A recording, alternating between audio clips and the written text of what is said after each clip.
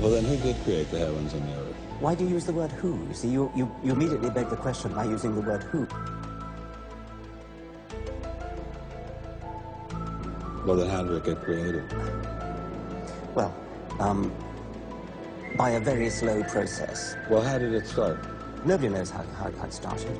We know the kind of event that it must have been. We know the sort of event that must have happened for the origin of life.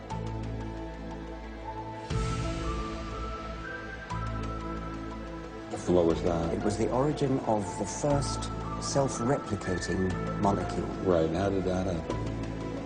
I told you, we don't know.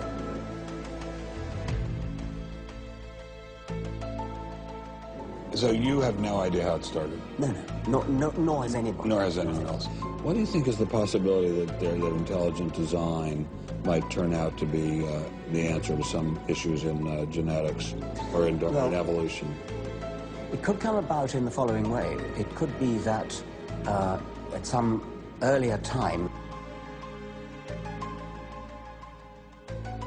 somewhere in the universe, a civilization evolved by probably some kind of Darwinian means to a very, very high level of technology and designed a form of life that they seeded onto perhaps this planet.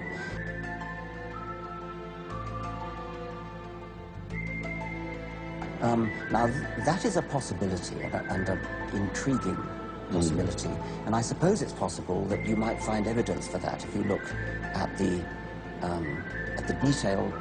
details of biochemistry, molecular biology. You might find a signature of some sort of designer.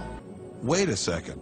Richard Dawkins thought intelligent design might be a legitimate pursuit?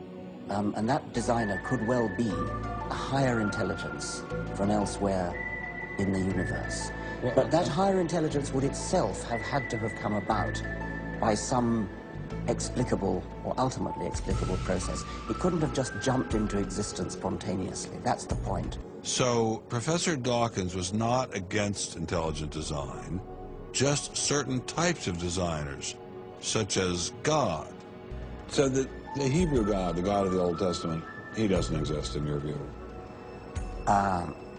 Certainly. I mean, that would be a very unpleasant problem.